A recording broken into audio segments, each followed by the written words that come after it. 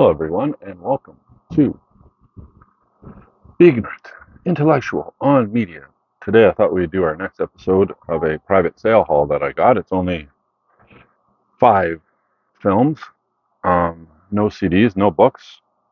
This gentleman was advertising some Criterions and some other um, Blu-rays that he had, so I decided to pick up 5 of them. I got the Blu-rays, the 5 of them for $50. Doesn't seem very cheap, but when 3 of them are Criterions, I got those for $15 each, which is a reasonable price for Blu-rays, and then 2 regular Blu-rays for $2.50 each. So ends up being $50. So I thought we'd get into it. I don't think this video is going to be a super long one, but um, let's dig in and see what we got. All right. So so the first one is a documentary called Atlantis, and it came out in 1991.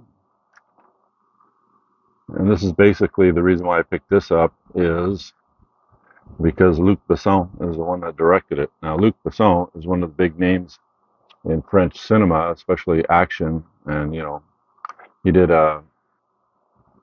Nikita, that Hitman movie, um, starring what's her name, Paquin was her last name, Paquin. It's hard to pronounce her last name. Anyways, I'll put it here below. Okay, and Paquin. She's in one of my favorite movies, which is called Innocent Blood. Do you ever see that film? The vampires in the Italian mob. Or the vampire in the Italian mob. It's a pretty funny film. I quite enjoyed that film, so probably do a review on it at some point. Um, but I don't think I have it in my collection yet, so I'm still looking for it. So I have found it a couple of times, but what the people wanted for it was too much, so I didn't buy it. See, um, when you're on a budget, you need to be disciplined. All right, I can't, like, if I was to give anybody advice on collecting anything, all right, and just so happens we're talking about movies today, but anything, you need to the first thing you always have to do is set yourself a budget, all right, on how much money you can spend, let's say, in a given month on your hobby, right? Which this is basically a hobby, right? So, um, and then you go from there. And one of the ways you can discipline yourself is that you'll have an idea of what you're willing to pay, um, for a DVD, a Blu-ray, a 4K, a Criterion, a boutique cinema label edition of a film, what you're willing to pay for them, right? And they may go up and down depending on which title it is or how much you like the film, right? You may spend a bit more to get a film that's difficult to find, that's one of your favorite films of all time, so you can add it to your collection. Um, and others, like I collect directors mostly, so the ones that I really like by that director, I may pay a little bit more for than the ones that are okay, but I will still collect because I would like to get the complete collection of a director that I like, right? So, so I'll pay a little bit less for the ones that aren't as good to me or whatever, right? So, and it all depends on. But basically, for a Criterion Collection Blu-ray, they're going for like around $35 on the Criterion website, and that is if you can buy them. Some of them are going to be out of print, right? Uh, so if they're 35 new plus shipping, let's say if you order a bunch of them, maybe you can get the shipping for maybe $5, $10 for each item or whatever. So let's say $50, give or take, maybe 40. Let's say $40. So if it's $40, um, when I worked in a bookstore, okay, I seem to be talking randomly, but it'll come together, all right. When I worked in a bookstore, people would come in to sell me their books, and the rule of thumb in the bookstore that I worked at was, you take the new price, all right. Well, depending on condition, but let's say the condition is the same as it is in a new bookstore. So it's basically a new book. The person read it once. they didn't damage it when they read it. All right. Um, so if it's in like really good shape, all right, you take the new price of it, you half it, all right, and then you give them a third of what that price is. And if it's a title that you'll get to know the books and how quickly they sell. If it's a title that will sell really quickly, maybe you won't give a third. Maybe you'll give like uh, a half or between a third and a half, right? And if it's one that'll sell but it won't sell very quickly, then maybe you'll give a quarter type of thing. All right. So for example, let's say a book was $20 new. So you go 10 and a third of that is let's say $3. If it's a more popular title that you can sell quickly, then maybe you'll give four or five.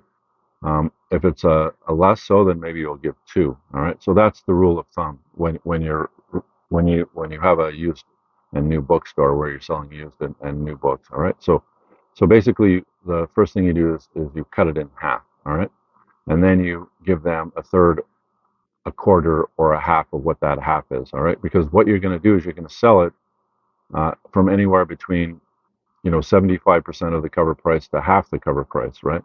So that's why you always start with a set with a half. All right. So if it's a $20 new book, you're probably going to sell it for $9.99. If it's a really good title, maybe you'll sell it for $14.99 out of the 20. But if you're selling it for $19.99 and the person can buy it new, they're not going to buy it from you. All right, if it's a used book. So usually, like for a $20 book, you wouldn't put it up any higher than $14.99.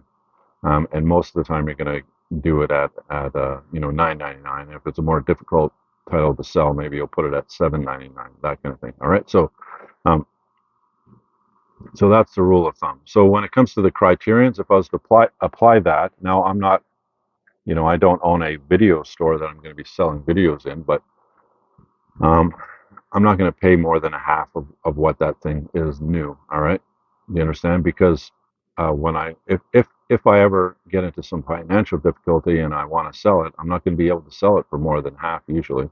I mean, people go on, Kijiji and Facebook Marketplace with their criterions and they put them at $35 or 25 $30 when you can just go right on the Criterion website and buy them for that price new, right? So the only ones that I would even consider spending more than, let's say, 15 or $20 on, probably like 15, maybe the ceiling 20, maybe if it's an out of print title, 25. But I'm not going to spend like 35, 40, or $50 on an out of print or any title in in the Criterion because there's nothing stopping the Criterion from releasing it again, getting maybe it's gone out of print because it wasn't a big seller, and therefore they're not making any more of them. Or maybe it's gone out of print because they lost the license to distribute it, and there's nothing stopping them from getting the license again, right? And then redistributing it. Or another boutique label picking up that license and putting it out on their, like maybe it's an Indicator or maybe a Masters of Cinema, from Eureka or whatever. Maybe it's, a Lorber, right? So it if it's a half decent title, it's probably not going to stay out of print for very long. Okay, and paying an out of print price, let's say for the Criterion, that's an out of print, and if you bought it, if it was on the website, it would be like $35, and now you look on it on eBay and it's 150 because it's out of print. People are just trying to gouge you, right?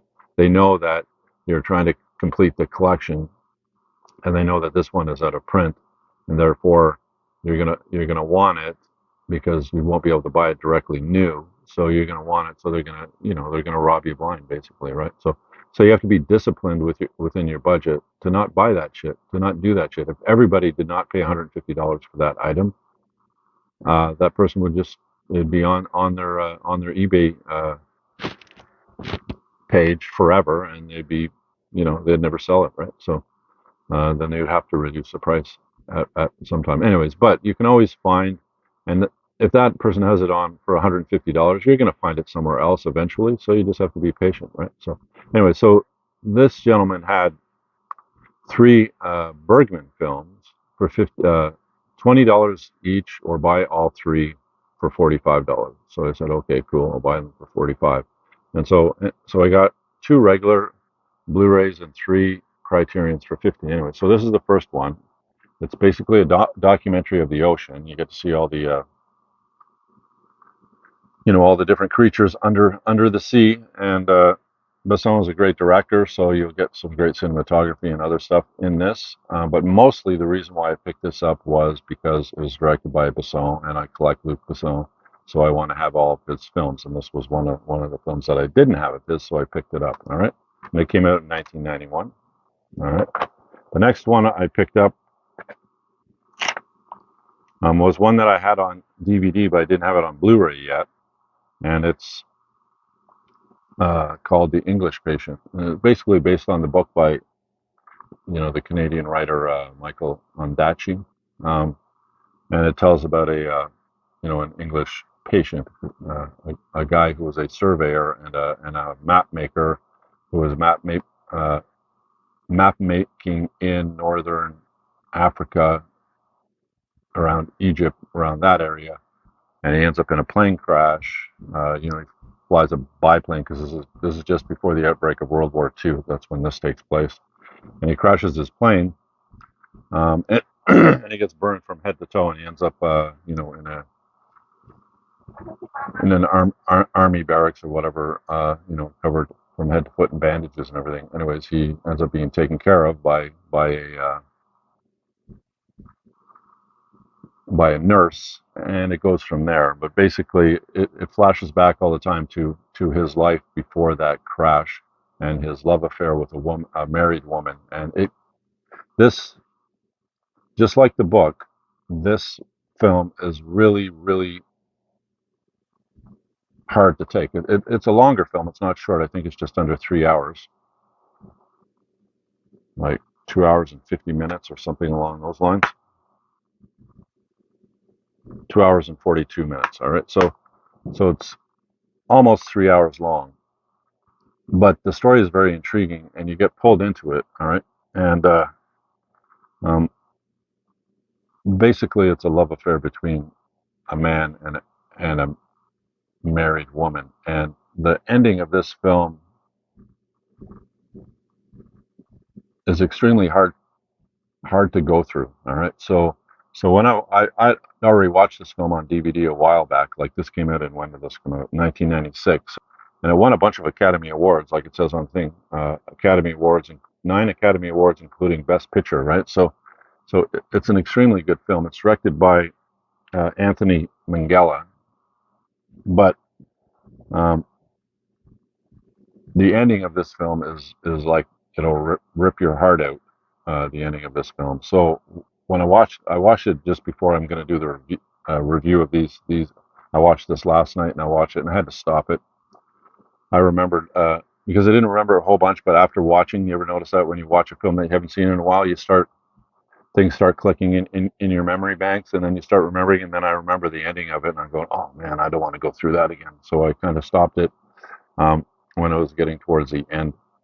I won't tell you how it ends, but yeah, it's gonna hurt your chest when you watch this film. But it's worth watching at least once, and the book is extremely good to read as well. So, do you like books more than movies? Read the book first and then watch the movie. If you like movies better than books, then watch the movie first and then read the book. All right. Anyway, so um, although me just saying that, if you read the book first and then you watch the movie, you can still watch the movie even though you read the book. But when you watch the movie and you try to read the book, um, usually there's a hindrance there. I don't know why. Maybe it's a psychological thing, but it's easier to read a book and then watch the movie about that book than it is to watch the movie and then try to read the book after. Right? I don't know why that is. Maybe it's just me. Is it you? But with me, yeah, I have difficulty reading a book if I've seen the movie. I'll pick up the book and I'll read it, and then I'll be like,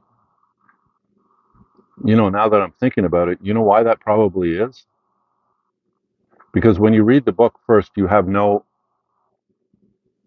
source material or something to refer to your imagination. So your imagination creates what it creates. All right. So when you read in a book, it's creating a world for you, and you use your imagination to visually see what the author is writing. But when you've seen the movie, what you do is you're not spontaneously using your imagination. You've already got your imagination on film. And then when you're reading the book, you already have that. So that process um, isn't is, isn't isn't happening, and it makes the book more boring because it's already shown you what it's like. So the same thing happened with Life of Pi. When I saw the movie, I picked up the book and I started reading the book, but then all the imagery and everything from the book I've already seen in the movie. So my imagination isn't engaged. I'm just remembering what the movie was like. So basically, I'm reading a movie, and that, well, if I'm going to read the movie, I might as well just watch the movie, right? So reading the book after you've seen the movie maybe kills the book, right? So maybe you should always read the book before you watch the movie. Um, so yeah, so it's usually better to read the book first and let your imagination create this world for you, and then watch the film, and then see how your imagination is different from another person's imagination when they make the film, right? So um, so maybe always read the book first. At least that's what I'm cluing into. Just thinking spontaneously. Is that a word? Ignorant intellectual. Um, Spontaneously thinking, right? So anyway, um, so this is an extremely good film. Get ready to have your heart ripped out at the end, but it's worth a watch. All right, and it's called The English Patient, and it's directed by Anthony Minghella, and it was put out in 1996. All right, so those are the two regular Blu-rays. Now I got the three Criterion Blu-rays. All right, so um, they're all Ingmar Bergman's films. All right, so um, we have Summer Interlude. We have The Magician,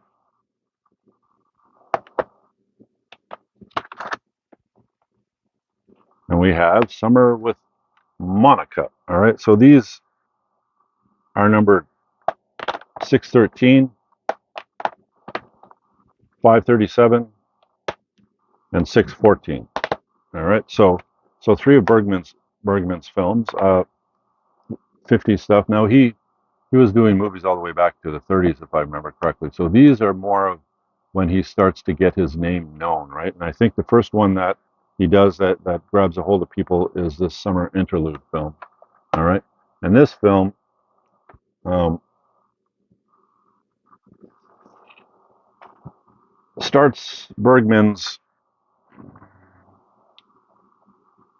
I don't know what you would call it, like a love of women, where a lot of his films after this go more towards the psychology of women, and the main character is a woman rather than a man, and men are kind of peripheral figures around a woman, right? And that doesn't happen a lot in film. Like I watched a film last night. It was called uh,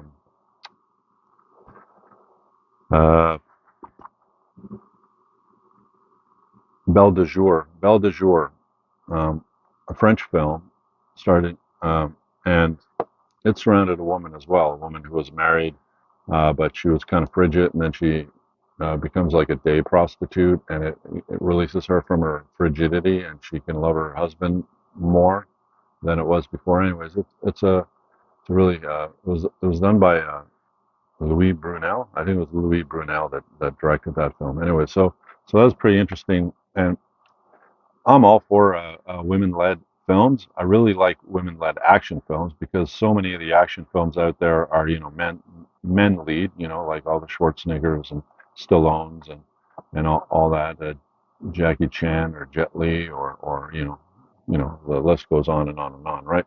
Um, but the ones that star and lead a female aren't as plentiful. Let's put it that way. So I really enjoy when I get to see an action film with a woman lead, like maybe like The Brave One, uh, or any of those type of films, right? I really enjoy it. So when you come across a film that actually has a woman center, they're kind of interesting to watch, right? And so this Summer Interlude, which says Criterion calls it touching on many of the themes that would define the rest of his legendary career: isolation, performance, the inescapability of the past.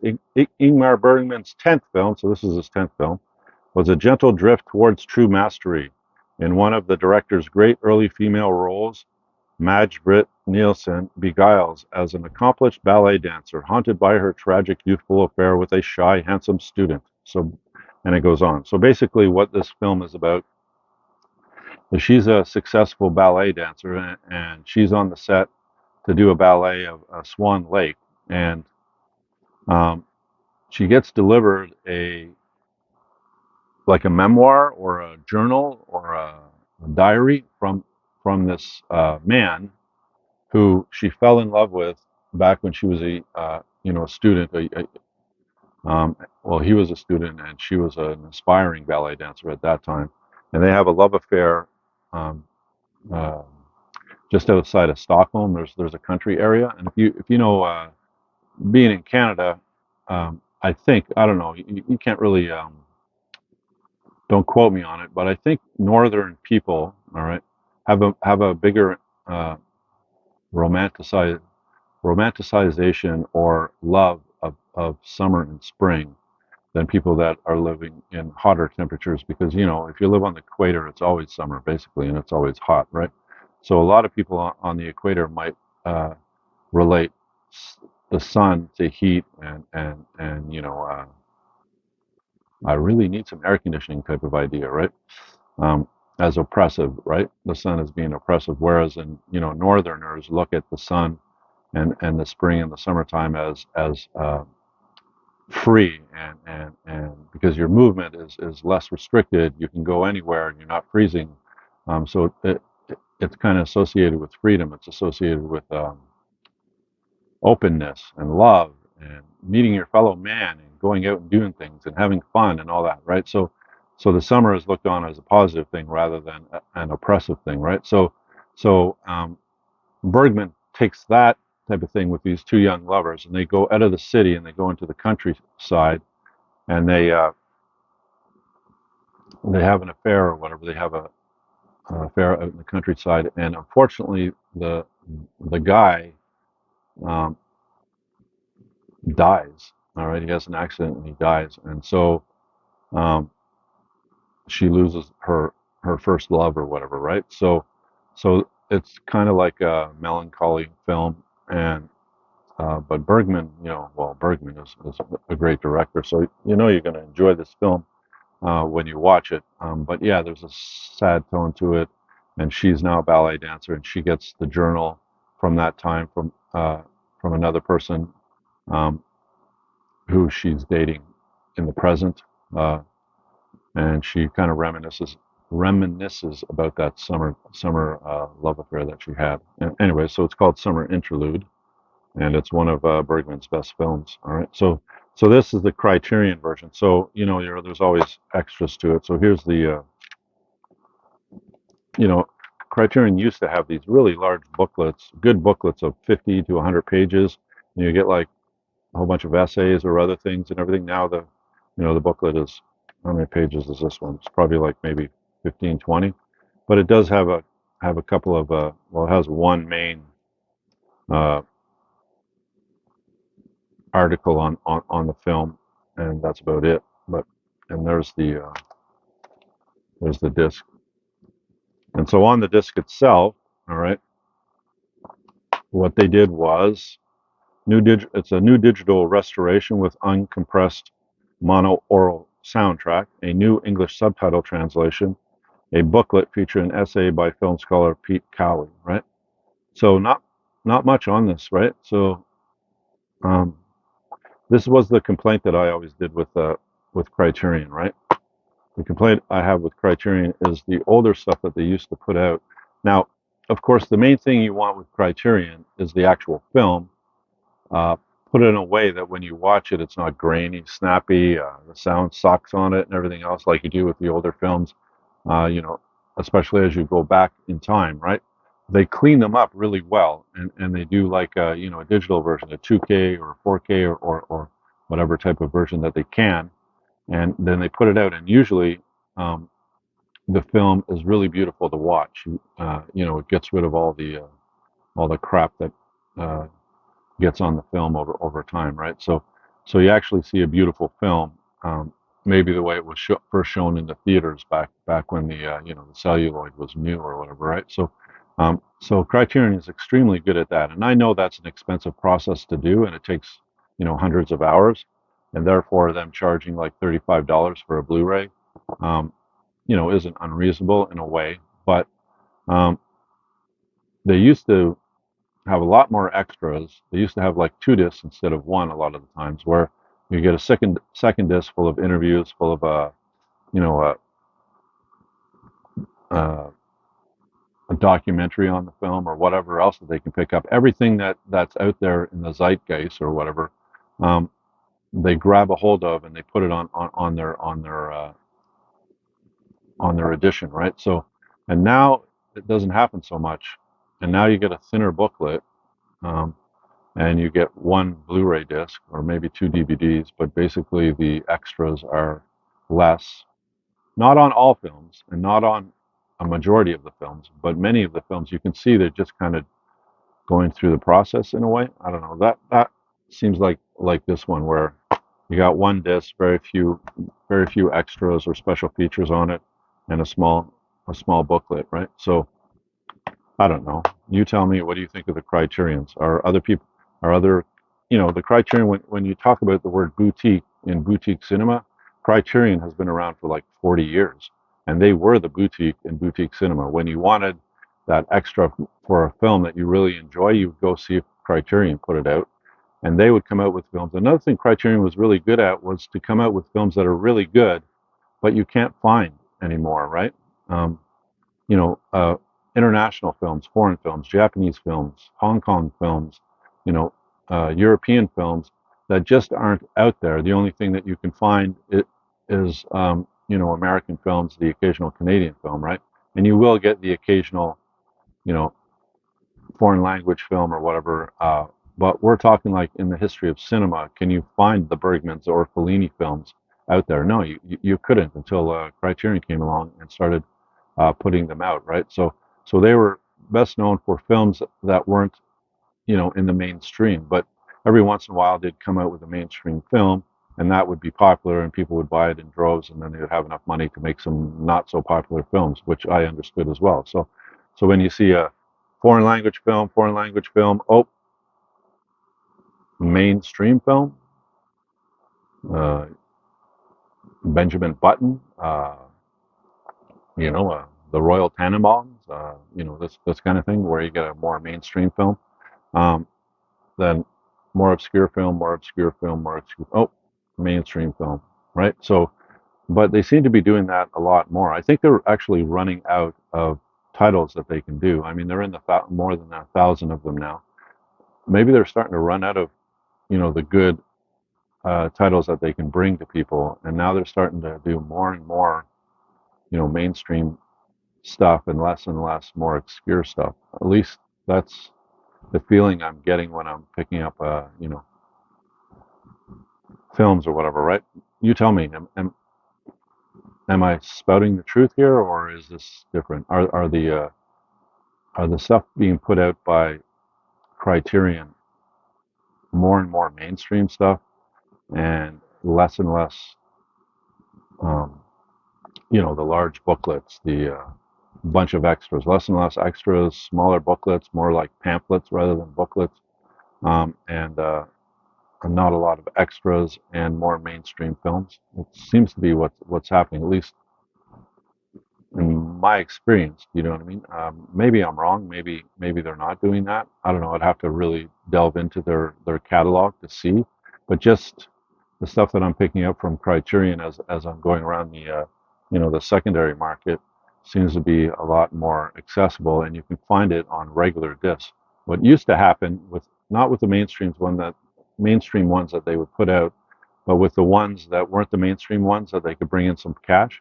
Um, you couldn't find it that film in any other way. You couldn't find it anywhere. You would need to get a Criterion when you were looking for a film. Maybe you're doing some film history or whatever, and you're going, I really want to watch this film, and then you start looking for that film, and then you find that the only way you can get it is on a Criterion Collection edition, right? So, but now it's less that way. It's like you pick up a regular Blu-ray or DVD on the mainstream market, and then you realize Criterion has put out a Criterion edition of it, right?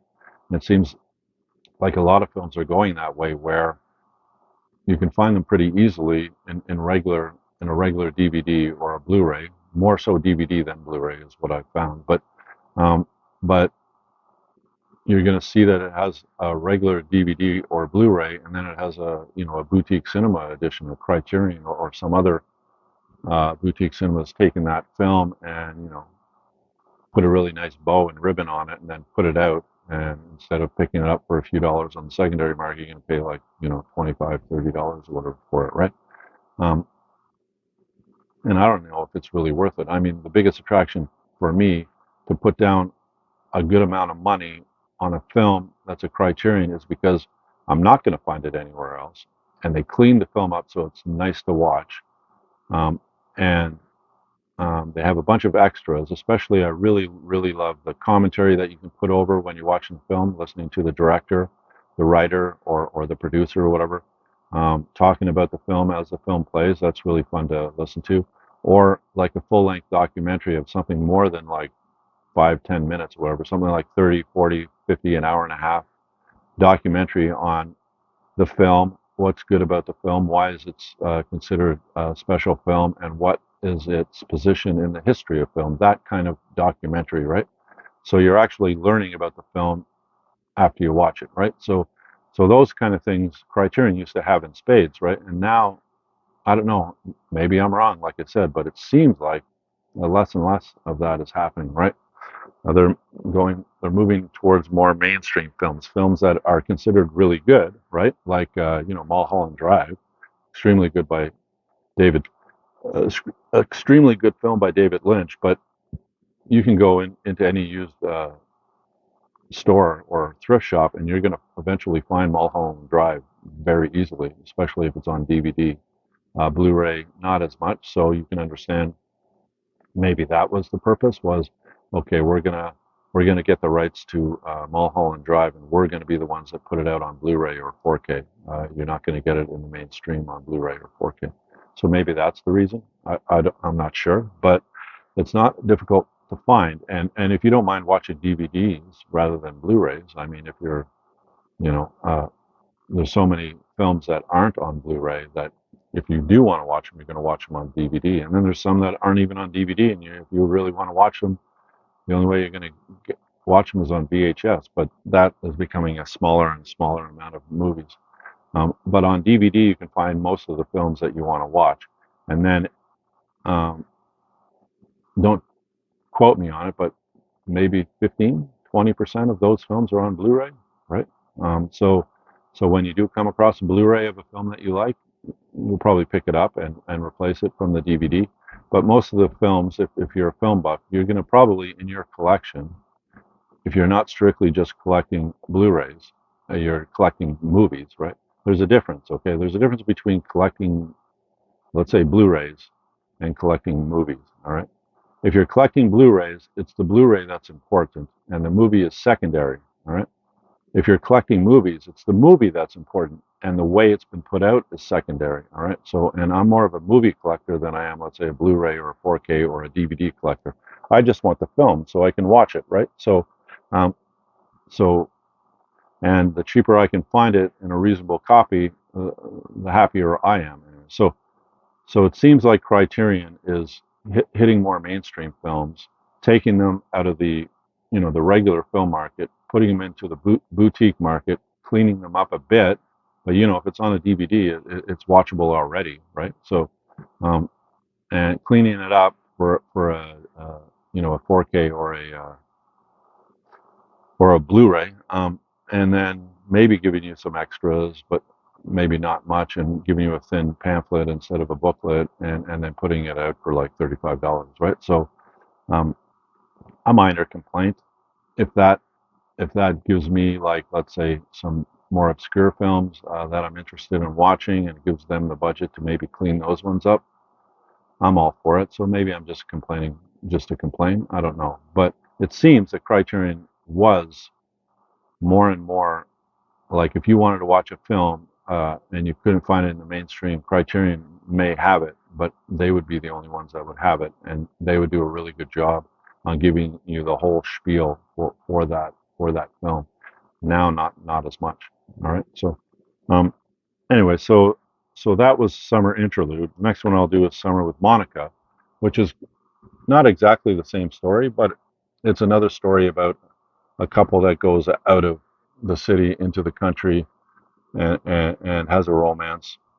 But this one is more, and it's centered on a woman again, just like Summer Interlude was. All right, so Summer Interlude came out in 1951, and then Summer with Monica came out in 1953, and it surrounds a woman again. But this time the woman doesn't lose her lover.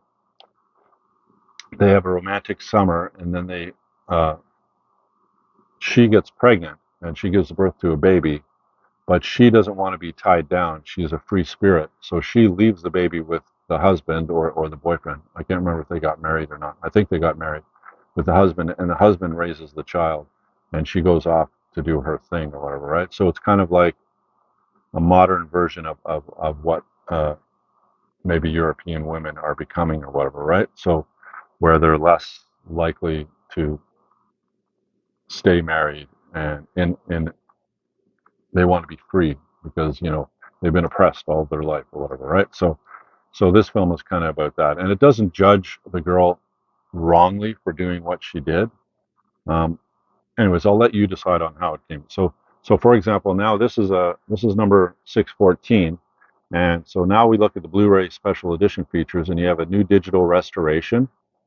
You have an introduction by Ingmar Bergman, new interview with actress Harriet Anderson, who plays the main uh, female character in this, conducted by film scholar Peter Cowie, a new interview with film scholar Eric Schaefer about Kroger Bab and his distribution of Monica, the story of a bad girl, as an exploitation film. So take this film and turn it into an exploitation film. They interview the guy that did that. All right. Um, uh, Images from the Playground, a half-hour documentary by Stig Bjorkman featuring behind-the-scenes footage shot by Bergman, archival audio interviews with Bergman, and new interviews with actress Bibi Andersson and Harriet Andersson, a trailer, a new English subtitle translation, plus a booklet featuring an essay by film scholar Laura Hubner, and a 1958 review by filmmaker Jean-Luc Godard, and a publicity piece from 1953 in which Bergman interviews himself. So now you got three essays instead of one. You have a bunch of special features, all right? You still have only one disc, all right? But the booklet's a little bit bigger. It's probably 50 pages instead of 25 or whatever. No, it's 30 pages instead of 10 or 15 that the other one is.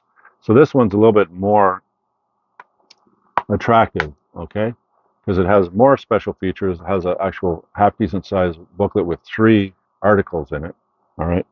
And it has some documentaries on it and so on and so forth. So not a bad edition, this one, all right? It's better than this one, let's put it that way. Maybe there wasn't enough stuff that they could find on this, and that's why some of the Criterions don't have a lot of extra features, because there's just not a lot of extra features out there, right? So but they can go do it themselves, I guess.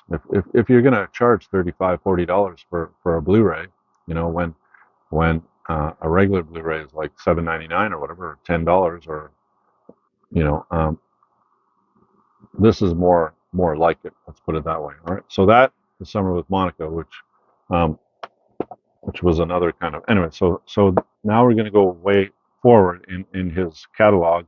Go to The Magician, which came out in 1958, and The Magician is about a magician and his troupe. They go traveling around Europe, doing magic and things like that, and uh, it gets more in depth than that. But I haven't seen this film, so I don't know the ins and outs of it, like more than the other two films. Let's put it that way. But they say Ingmar Bergman's The Magician is an engaging, brilliantly conceived tale of deceit from one of cinema's premier illusionists. Max von Sydow stars as Dr. Bolger, a 19th century traveling mesmerist and peddler of potions whose magic is put to the test in Stockholm by the cruel, eminently rational royal medical advisor Dr. Bergerus. The result is a diabolically clever little battle of wits that both that is both frightening and funny, shot in rich, gorgeously gothic black and white. All right, so that's what the film is about. Now for the extras on this one, all right. So this number is 537, number 537. Okay, so this one has a new restored high definition digital transfer, new visual essay by Bergman scholar Peter Cowie, a brief 1967 video interview with director Bergman about the film, rare English language audio interview with Bergman conducted by filmmaker Oliver Assayas and Stig Bjorkman in 1990, new and improved English subtitle translation, plus a booklet featuring excerpts from a 1990 tribute to the film by Assayas, a new essay by critic Jeff Andrew, and an excerpt from Bergman's autobiography, Images, My Life in Film. All right, so this is the thickest book out of all of them. This one is like almost 40 pages, 38 pages. All right, and there's more information. They got a bunch of like 3 or 4 articles in this one, so good for the book. And on the for the extras, it's okay. It's not a lot. We're if this is such a good film that the Criterion Collection added it to their collection, where's come on, where's the documentary of why this film is such a great film, right? Get a guy out there and do a documentary on this film. Anyway, so but this one is probably not as good as that one, but this one is better than this one. But out of all three of the films, now I haven't seen this film, but um, this is probably the best of these three films. All right, and maybe I don't know if that has any influence, saying that maybe the film will sell itself, so we don't have to do a lot of stuff for it. I'm not sure. Anyways, so those are the three films, and these two films.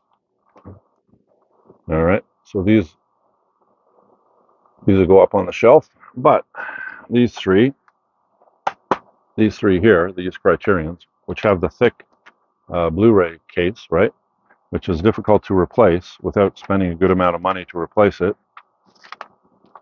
So these will go in.